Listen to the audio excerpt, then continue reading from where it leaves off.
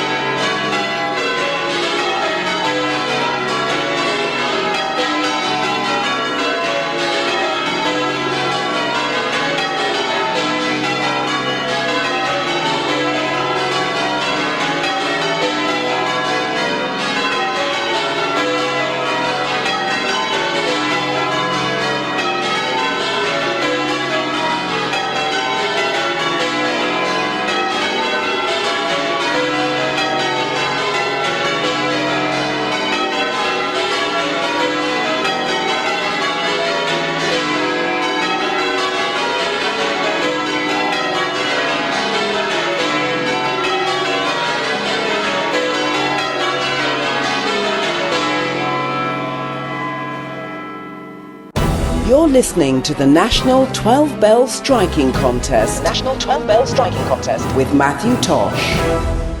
And that was Leeds doing their test piece there. And you heard those dodges, the 5-pull dodges with the back 4 bells in that last lead. And we were just commenting as we were listening in the studio. It was almost like there was a little bit of relaxation there just afterwards. And it's a very interesting bit of the touch because it's so recognisable. Let us know your thoughts as well on that. Your comments can come through to us on email. It's 12bellstudio, that's the number 12, at gmail.com. Now, a few of you have been in touch on Facebook. Stephen Burr says, wondering if Alan Partridge will be joining Matthew Tosh to commentate on the finals today. Kit Kilgore's come in and said, well, Delia can advise on recipes for ringing fitness. There we are. Where are these people? They should be here. Laura Davis is going to be selling pictures of St Peter Mancroft, and if you've not seen her artwork, it's well worth having a look at because there's some talent. We've got some very talented ringers out there, but we're also talented in other areas as well. A few of you commenting on Twitter as well. Keep those coming in. Edward Hughes Death has said he's listening to hashtag 12bell on the feed for the first time. Good effort, Matthew Tosh. Yes, again, he says, smiley face. Thank you very much.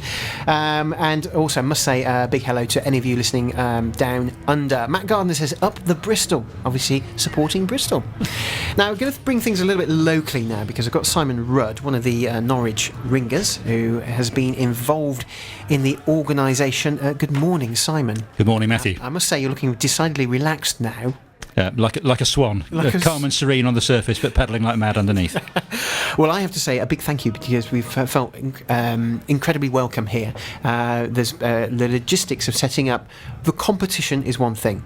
Adding in a layer of technology for judges and strikeometers, that takes it to another level. Then to have a live broadcast as well on top of that, and in separate buildings as well, is a challenge that I would like to say everybody has risen to so far. So a big thank you on behalf of all the technical team here.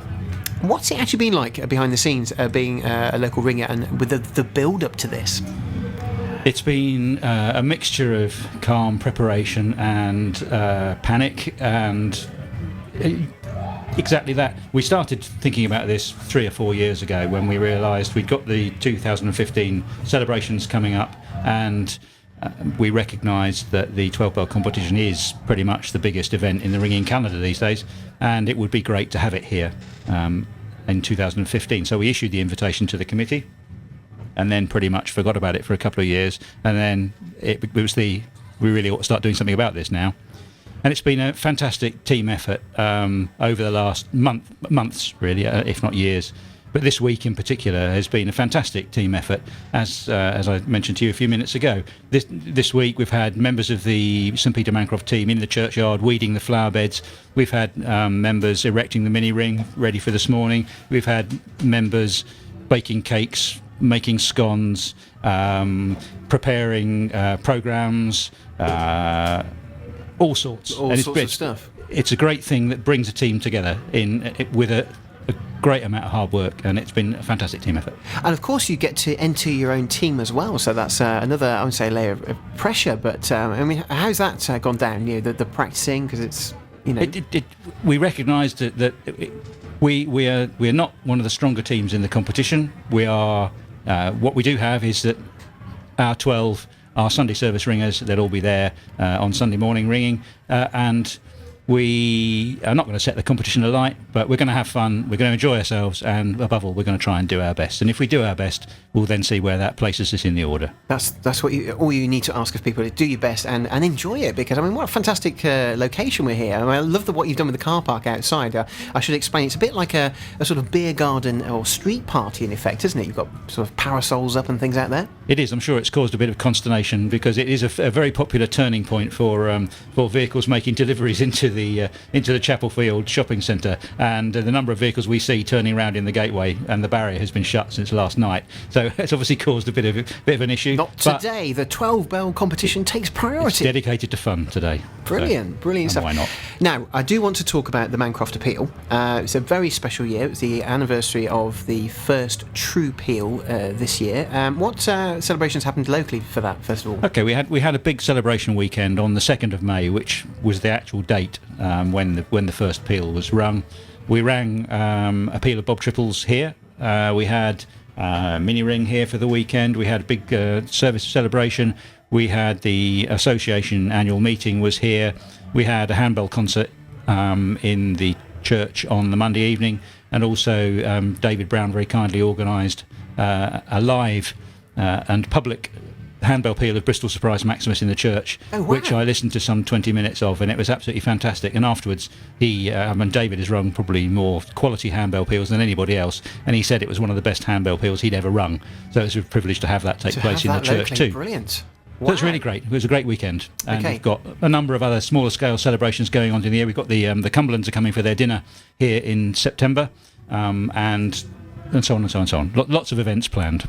Fantastic. And of course you've got your appeal as well. For people that aren't familiar with this, this is your opportunity to do your elevator pitch. How would you describe your appeal? Well, with the 300th anniversary coming up, we obviously firstly thought of celebrating, and we're doing that. Today is perhaps the key event in that part of the year, which is celebrating. We're having a big day of celebration, but we wanted to do something a bit more tangible and a bit more long-lasting, and we came up with a scheme which has several facets to it. None of it can happen without the restoration of the ringing gallery, which was taken out during the Victorian reordering of the church in 1882. So the structural plank of this whole project is the restoration of that gallery. It will shorten the draft of the ropes for ringing, make the bells ringing the bells here a lot easier. However, it also creates a room which is about 20 feet high, which becomes a space. What would we do with that space? And we want to do two things with it. First, the history of ringing at St Peter Mancroft, the history of ringing and St Peter Mancroft's place in it is a good story to tell. It's an interesting and a long and fascinating story, and we want to bring that to the wider public. And what better way to do that than create a heritage centre in which the public can find out about that history in context, so you're actually in the place where all the magic happened. And that's the first facet. The second is our bells are very difficult to ring. We rely on being a magnet and drawing people to come to aspire to ring at St Peter Mancroft and ring our tricky bells. And so we wanted to do something which would enable ringers to enhance their skills or even bring new people to ringing. Several of us had been to the fantastic ringing centre at Worcester Cathedral, and we knew about the one that had been created by the Adelaide ringers in Adelaide Cathedral. Mm-hmm. So what we want to do is create something very similar with a set of 8 dumbbells suspended from the floor of our new gallery, so we have a training set up in the new space downstairs, and the term we're using for that, so it will become a ringing, teaching and heritage centre. So we are bringing ringing to the public and bringing ringing to new recruits and to ringers who want to enhance their skills in a place where some people would regard it as the cradle of change ringing almost. Wow! What a project! So, in terms of fundraising, I mean, what are you doing? Are you having sponsored events? Are you having people collecting today? Have you got an online donation site people can go to? We have. There is. If you look up Mancroft 300 on the My Donate website, BT My Donate website, you can donate online. We are doing, you name it, we're doing it. David Brown did a sponsored a week of mountaineering last year, which raised quite a significant, yes, indeed, a significant sum for us. We've had sponsored walks. We've had a pampered chef evening in the Octagon restaurant. We've had any number of events. We're casting the Bishop away on a desert island in November for a Desert Island Discs program, when one of the local radio presenters is coming to interview him, and to having a Desert Island Discs program. Yeah. And with a whole host of things planned through the coming couple of years. Amazing stuff. Well, I wish you the best of luck with that. So yeah, if you want to go over to the My Donate site, search for Mancroft Appeal 300.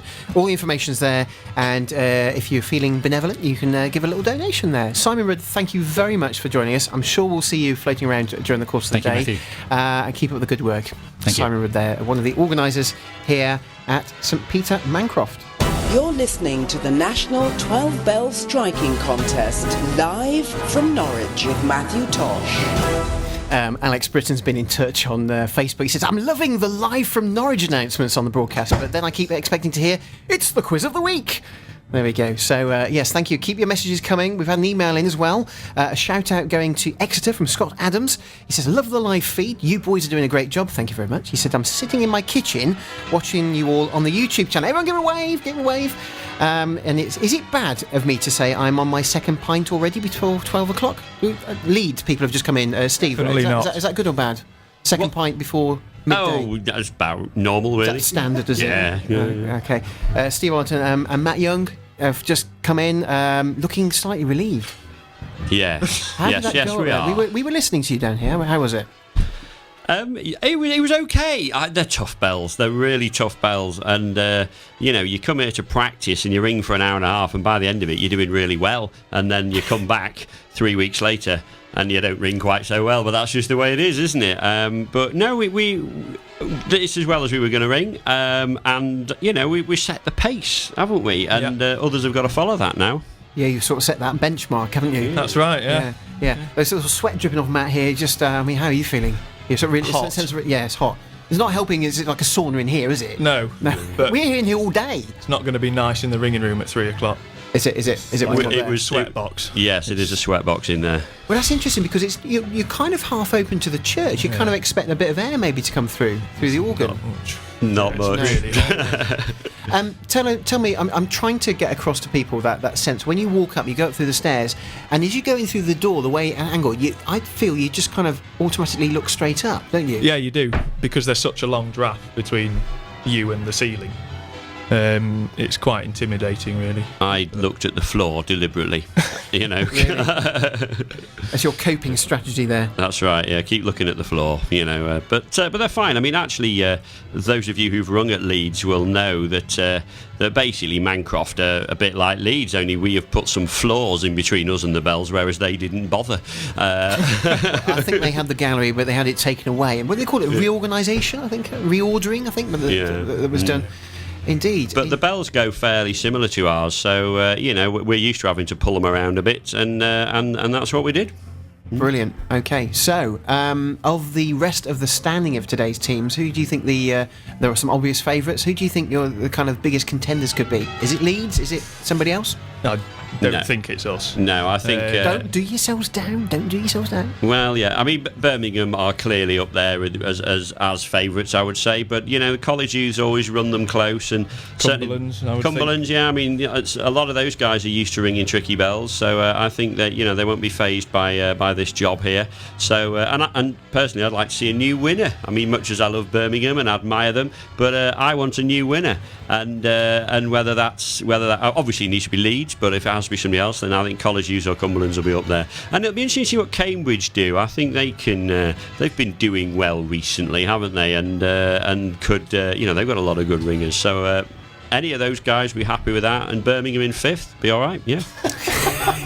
But there were groans. I'll be honest, there were groans during that draw when Birmingham were drawn where they are. So they're not actually going to be going into the town until 3:30 this afternoon. You mentioned the heat as well. It's hot outside. They've got to try and stay sober as well. That puts an extra layer of pressure on as well, doesn't it? Yeah, it does. Yeah. But I mean, we would still offer to go and ring in their place for them now, and try and do our best for them, and they could stay in the pub. I can't argue with such generosity. I just bowled over by that. I don't know how to respond to that. Now you're going to be going downstairs enjoying yourselves. I must say, Hannah Martin, we had an interview from Hannah Martin earlier, who was saying, don't forget that this competition is all about enjoyment. This is our hobby. Yeah. And while you've got, there's some people do take it very seriously, and I just wonder what your take is on that. Do you think that some people perhaps go a little bit too far, or what? They can do. I mean, comparing this year to last year's campaign, it's been much more relaxed this year. Not as much ringing. Planning time for pub in between towers on days out, stuff like that. Are you talking? This is the Leeds approach. Yeah. And you're just like enjoying the ringing more, aren't we? And it's just a bit. And actually, you ring better if you're sort of happy and in a team and ringing well, and ringing and. We almost put so much emphasis on going to the pub afterwards to all have a chat and just discuss, and because we're all together like a family. Well, I think that's absolutely crucial. It's a team approach, isn't it? That's if you right. can't gel as a team, then how on earth are you going to... If you can't gel in a pub in a team, and elsewhere, how are you going to do it in the tower? But then, as in a family, there are times when you have to tell people that they need to do something different, or, pull their socks up, etc. So, and I do that, but I do it in a very nice way, as you can probably imagine. I can well imagine. Yes, nobody dare... Just the way you're looking at me over the screen there, it makes me a bit nervous. Listen, gentlemen, we're going to release you from this sauna. Go and get some fresh air. Go and get yourself some beers. Have a great afternoon. I hope you enjoy the rest of the broadcast. Thanks very much for talking to us. This is going to be really cheesy. Can I just give a shout out to Rob? Yay! I don't know if he's watching. Rob Giles. Give him a wave Yes. as well. Hi, Rob, if you're watching. He's certainly listening. Yeah. He wanted to be here, but he's got to work. Yes, there we go. Okay, well, there we go. So, yeah. And Matthew, you do a great job. Been looking forward to this. This is one of the highlights of the 12 Bell for me, coming here and talking to you. That's very kind, because 3 years on the trot now, Steve. It is, absolutely. I Well, think, I'll Matt, see you next you year. were here last year. Did you do the first year as well? I can't remember. No, that was Rob, actually. Yeah, it was Rob who was here last year. Yeah, There we go. But, There we go. But now we'll come and see you next year as well. Oh, of course, you can listen downstairs as well. We've got it in the bar, Absolutely, so yeah. go get yourselves down there. Very Thanks good. for coming Brilliant, in. thanks. Cheers. So there we have it. That was the Leeds ringers there. They're just going off. They've done their piece. In the background, we could hear the next team doing their practice, which is the college youths. Now, they've just come to the end of their practice, so we're keeping our ears open for that noise you hear now. So the next piece of ringing will be the test piece from the college youths.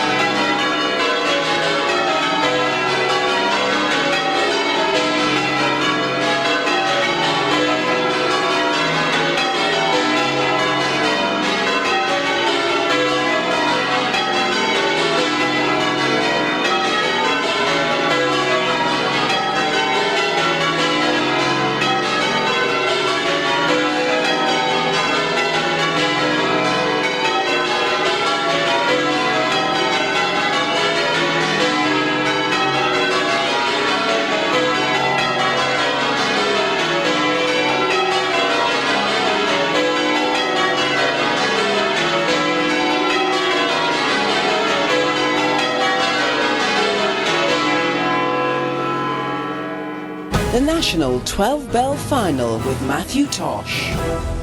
You know, we've got ringers here in the studio, all humming the last 3 or 4 changes of the touch as it comes around. We'll be talking to George Unsworth in a moment, but just before we do that, I want to mention a few hellos that have come through on Twitter. Phil Tremaine says he's enjoying listening down here in sunny Cornwall to Matthew Tosh broadcasting from the National 12 Bell Final. Greetings to you, Phil. Great to know you're listening. We've got a message, Phil Eris. Keep up the great work. Mancroft Bells, brackets, buckets, sound better on the feed than in real life. Controversial.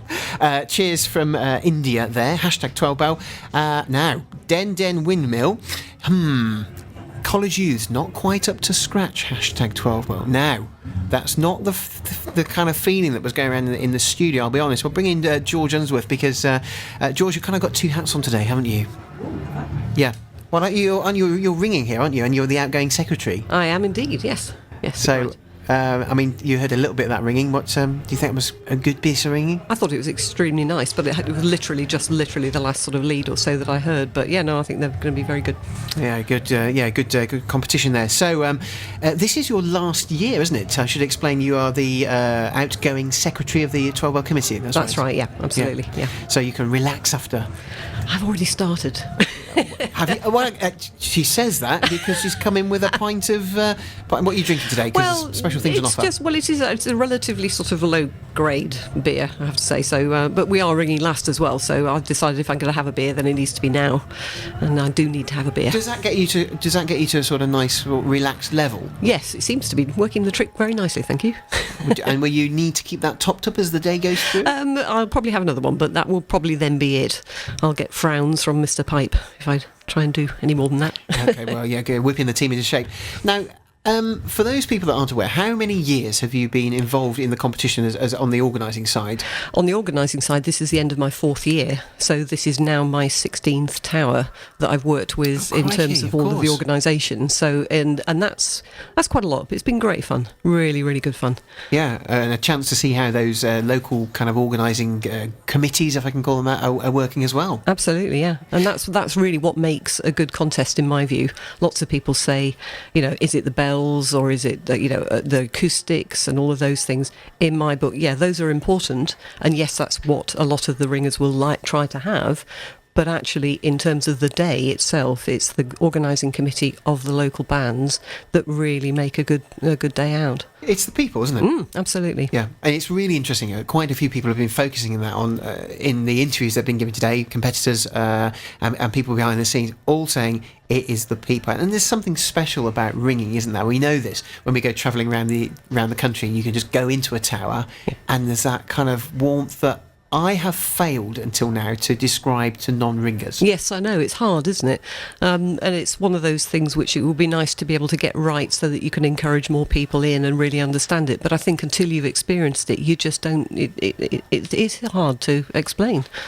Now here we've also got the vestry ring, the mini ring outside. I mean that's. For me, that's a kind of new concept at a striking competition. You use it, but of the ones I've been to. Yes, there have been before, because I certainly remember one occasion at Toaster when there was a mini ring. Okay. I'm struggling to think of another one, but yes, it seems like a nice idea. And obviously, the nice thing to do is encourage the kids, particularly. In fact, if I was going to have stayed on, what I would have liked to have done is try to find a way in which the youth contest, which is now starting to become so successful, could start somehow to sort of morph into the national youth contest. The national contest, so that there could be some sort of follow-on. But I mean, that's obviously for those coming in future to get that sorted out. That's right. I must admit, a few people have been asking that. Are you going to be covering that? Well, no, I'm afraid we're not this year. It's a question of logistics and absolutely and resources again. But interesting.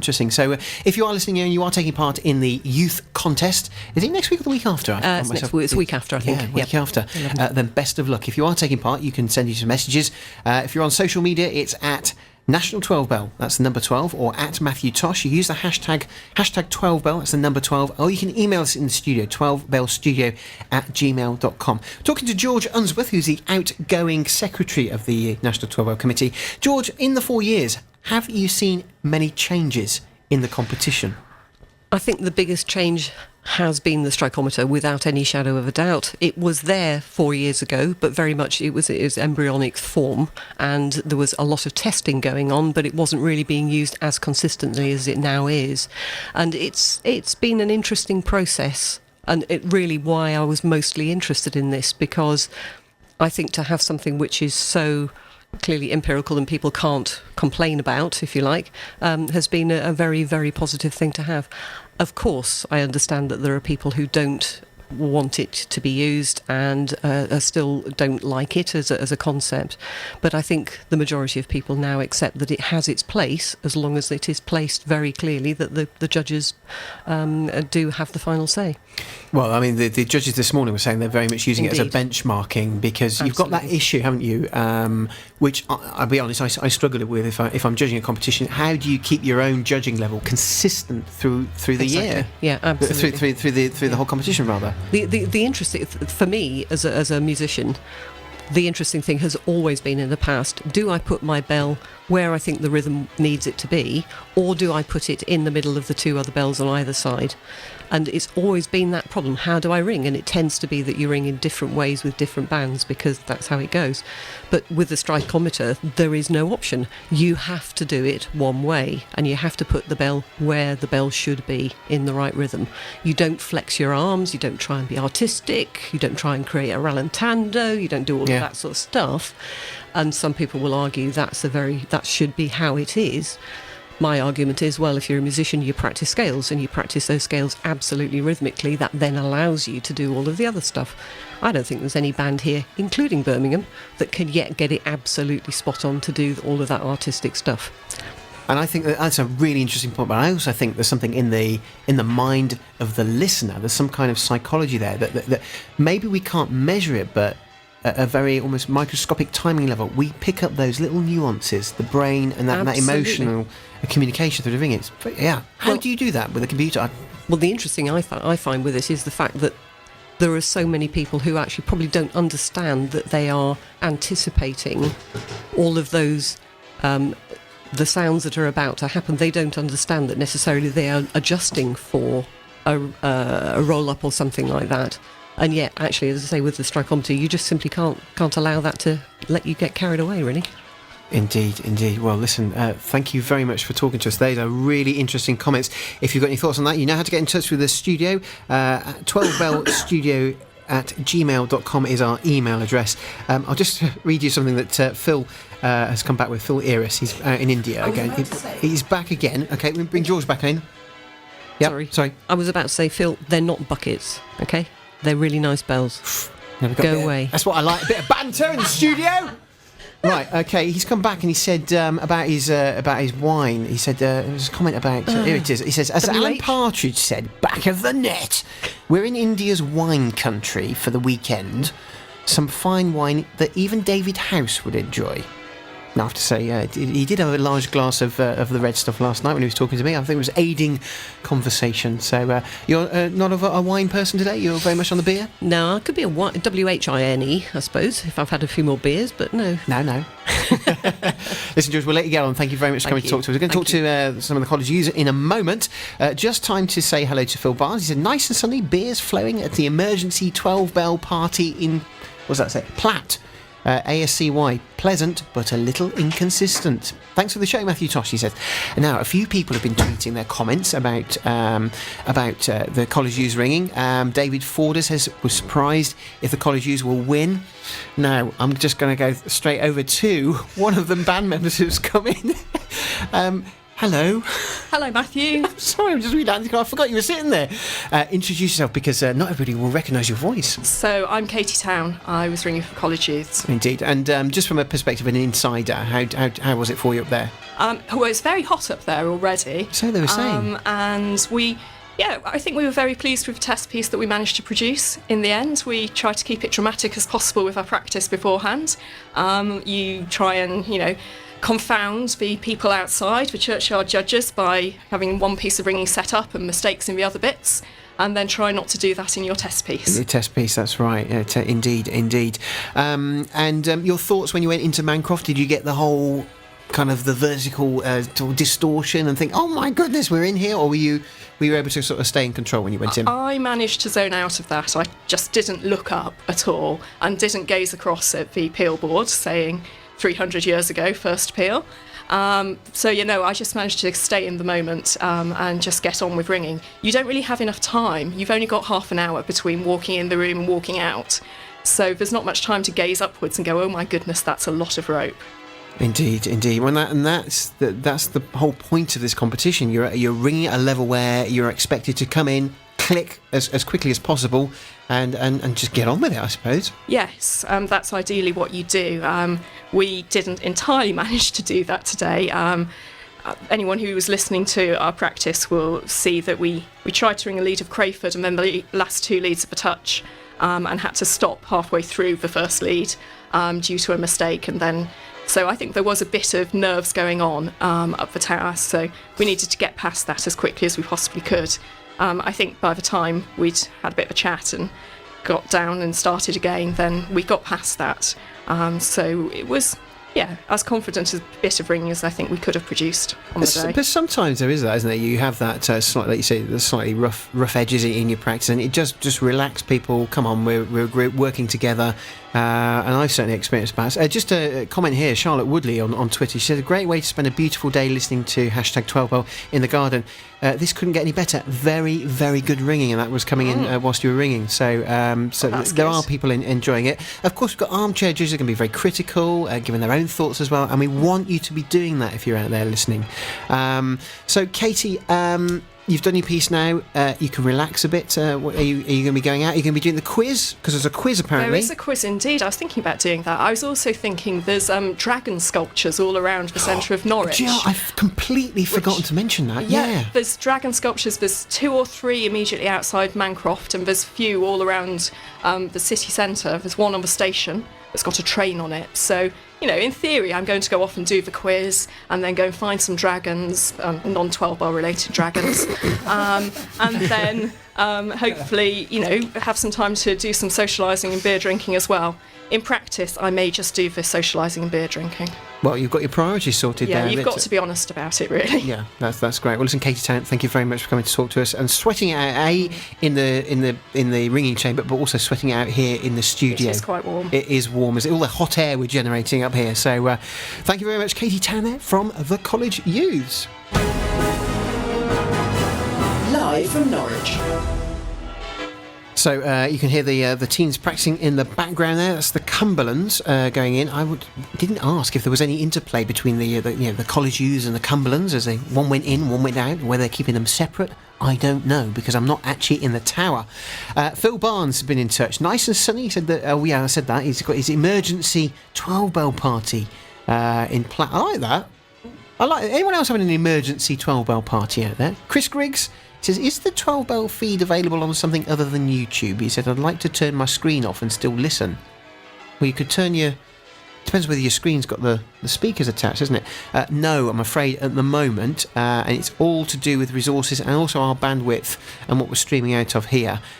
We've only got it on YouTube today at the moment, so apologies for that. But the great thing with YouTube is it will store the recording, and those of you who listened to last year's broadcast were able to go back and listen to the whole thing on YouTube as well. If we get a chance this year, we didn't get a chance last year, we will split that recording up into little chapters and try and get that out on my own website. So we'll keep you posted on that one. You're looking in all the right places, the social media, and we'll get notices out on all the usual places. Now, my studio assistant is pointing at the screen because we've got emails flying in. So I just want to go back to Scott Adams' message because I got slightly sidetracked here. Scott Adams has emailed in, says, please give a shout out to the Exeter band. They've got a good draw and we wish them all the best of luck. Now, that's from Scott Adams and all their Devon Call Change friends. So very nice there. We also had a message from Phil Tremaine in Cornwall saying hello on Twitter as well. Other emails coming in. We've got Ian McCallion, who is a voice we've heard previously because he's been linked to the Hawk here as well. He says, I'm listening to the brilliant live feed, keeping my fingers crossed that my software works and wishing I was there. Save me a pint glass, please. They can hear you downstairs, you know that, because we've got the audio being piped into the bar.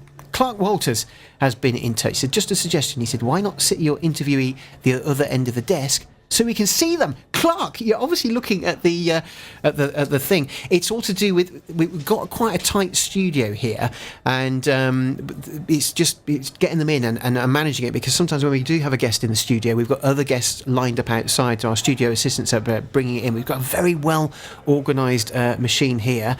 Having said that, I've just looked at the screen. Rob's just pressed a button on my screen. The text's all gone funny. What are you doing there? The National 12 Bell Final with Matthew Tosh.